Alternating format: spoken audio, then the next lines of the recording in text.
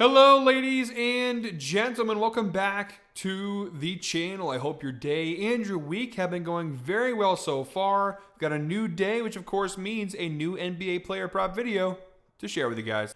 But first, as always, people, please make sure to go ahead and hit the subscribe button, hit that like button, and drop a comment down below. It helps the channel grow, and it really does mean a ton to us. With a new day comes some new opportunities to go ahead and make some money. I have 3 fresh new NBA player props to go ahead and share with you guys in today's NBA slate. Now, very quickly, before we dive into those 3 player props, we have 2 games on tonight, so a little bit of a shorter slate. We have to recap yesterday's picks, but before we do that, a little announcement here. Now, normally tomorrow was supposed to be the first Freaky Friday video of the year. We do our Freaky Friday 5-leg parlay.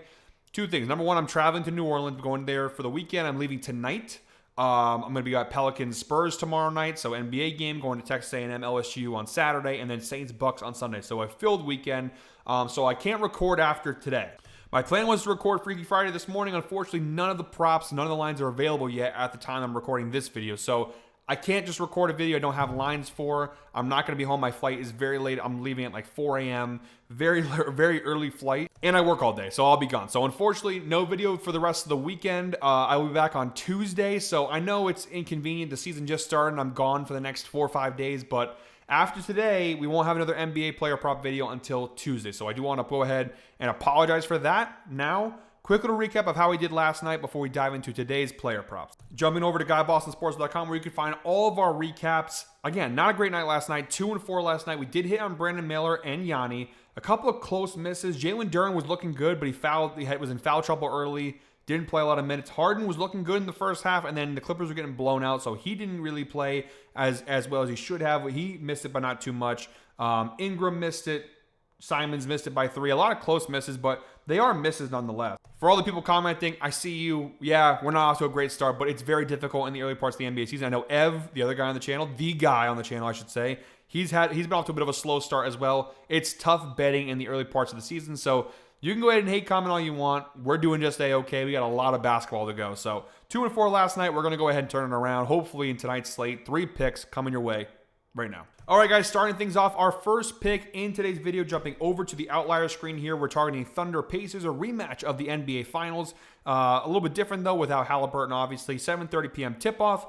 We're going with Chet Holmgren here over 7.5 rebounds. We're grabbing that for -117 over on DraftKings. However, it is available on multiple sports books for varying odds. I won't lie to you guys, this game was kind of difficult to go ahead and pick because all the lines for the Pacers, the sports books are trying to figure out what this team's going to look like. There isn't just no Halliburton. There's no McConnell. They lose Miles Turner in the offseason. So this is a Pacers team in a state of flux. And so like Mathurin and Nembhard and Nesmith and Siakam, their lines are all over the place. So trying to figure out under or over on those players, it's way too difficult. And on the Thunder side, it's tough because we don't know what the defensive matchups are going to look like just yet. This game was a tough one, but Chet Holmgren over 7.5 rebounds I think is the most valuable play in the slate. Again, -117 on DraftKings, so pretty good value. Holmgren cashed this line, including playoffs at a 53% hit rate last year, averaging 8.29 rebounds per game last season. So he cashed it the majority of the time last year. So far this year against Houston on Tuesday night, he had 7 rebounds, so he missed it by 1 in that incredible double overtime game. We don't have the potential rebound numbers yet. It's still early in the year. But he did average 15.4 rebound chances per game last season. So plenty of opportunities for rebounds here. He just needs 8 to cash the over. From a head-to-head perspective, which is the key category we're looking at here, he has a 57% hit rate against the Pacers last season. This includes the NBA Finals as well. Well, actually, he didn't play them in the regular season, so only the NBA Finals. So in that final series, he cashed it in 4 of 7 games, and he averaged 8.86 rebounds per game against the Pacers. He got at least 6 rebounds in all 7 games. So pretty good numbers there. And then look at the rebound chances. He averaged 15.7 rebound chances per game, averaging 30 minutes per game. So, and you even see some of these other games where he had lower minutes, he still got at least 6 rebounds. So as long as he plays somewhere in the ballpark of 30 minutes, and this being early in the year, as long as the game isn't a massive blowout, which I guess it could potentially be, this rebound prop is really good for Chet. And the final number before we move on to the next player prop here, overall last year, including playoffs, Indiana 21st in the NBA in terms of rebounds allowed per game, giving up 45 rebounds per game.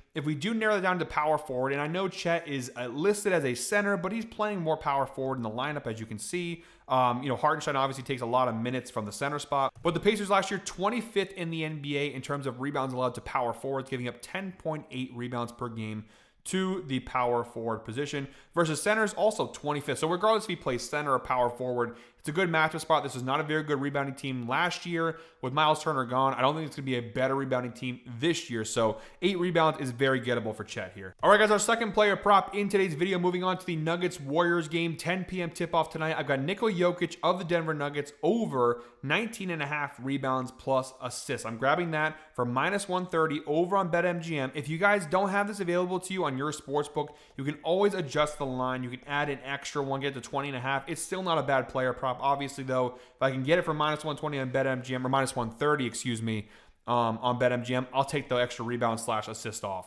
So over 19.5 rebounds plus assists, again, -130. He cashed this at a 73% hit rate last year, 61 out of 84 games. That obviously includes playoffs as well, averaging 22.6 rebounds plus assists per game overall last season. So really good numbers from Jokic here. We also have the head-to-head category. In one of the last 2 meetings with the Warriors, he cashed the over. The most recent one being April 4th of last year. He had 12 rebounds and 9 assists in that game. The previous game, he had 10 rebounds and 6 assists, averaging 18.5 rebounds plus assists per game across those 2 matchups with Golden State. Now, if we go ahead and scroll down here, you saw, yes, he didn't cash the over in the first game, but the opportunities were there in both instances, okay? In the first game, he had 13 potential assists and 15 potential rebounds. So that's 28 potential rebounds plus assists. He finished with 16, so he left some food on the plate, so to speak. In the second game, the same thing. He had 16 rebound chances, and he had 16 assist chances. So 32 rebound plus assist opportunities. He finished with 21. So in both games,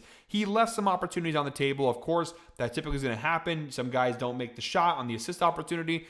Jokic doesn't grab the rebound. The important thing here is that the opportunities were present for him there. And as long as he has those opportunities, I don't see why he shouldn't go ahead and have a chance to cash this over. Last year, Golden State 15th in rebounds allowed, 10th in assists allowed overall. If we narrow it down to the center position, though, 25th in rebounds, 18th in assists. So it's a very good matchup spot. Now, they do have Horford this year. That could change some things. He was pretty good in Boston last year, despite his age, in terms of defense against rebounding and assists. But Jokic is a different animal. You could be the #1 defense, and he's still going to cash this line. He is a monster. Don't believe me? Look at the insight provided by Outlier here. Nikola Jokic has exceeded 19.5 rebounds plus assists in 15 of his last 19 games on the road, averaging 22.8 rebounds plus assists per game over his last 19 road games. That's a 79% hit rate. So phenomenal numbers for Jokic here. Really great run. I don't see any reason. The only misses here you saw in the playoffs, the Thunder series, the Clippers series. He had tough matchups in both those series, but yeah, really good spot for Jokic. Really good player prop, and honestly, pretty good value. By the way, guys, we just hit the 8-minute mark in today's video, so please comment 8 down below if you're still watching at this point. As always, guys, we appreciate those who watch through each and every single video here on the channel. I also want to apologize. I know I'm kind of rushing here through the video. I do have to get to work. I own a pizza shop, if you guys didn't know that. And I'm also, again, leaving for New Orleans tonight, heading to Boston with my buddies, and we're heading out this early tomorrow morning, technically, but tonight. We're not sleeping tonight, for sure. So, yeah. If I feel like I'm rushing through it, I do apologize. Just got like one of 5 videos I'm recording this morning before I head out. So a lot of work to be done. And one last point before we finish up with our third and final player prop in today's video, I want to give a shout out to the sponsor of today's video, Outlier. All the numbers, all the information you guys have seen in this video is brought to you by Outlier, the best sports betting tool on the market. We offer a special link down below in the description that gives you guys a 7-day free trial to check it out for yourself. If you watch my videos before, you know I use Outlier in every single video. If you haven't, everything you see in this video is from Outlier. They give you so much more insight and analysis and information into these player props and bets and games, totals, everything you can think of from a sports betting perspective.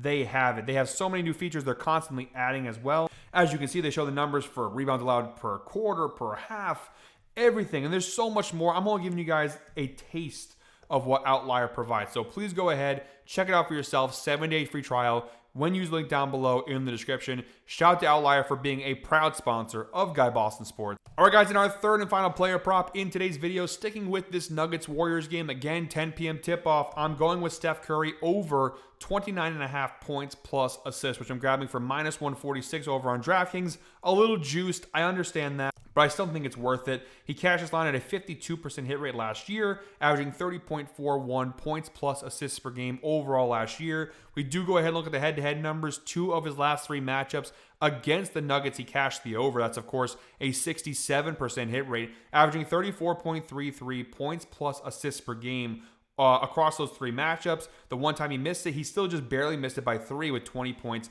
and 7 assists in that game. He averaged 12.3 potential assists per game, and he averaged almost 23 shot attempts per game over those 3 games. Now, he's obviously played 1 game this year, and again, he just missed it. 23 points and 4 assists against the Lakers in 32 minutes.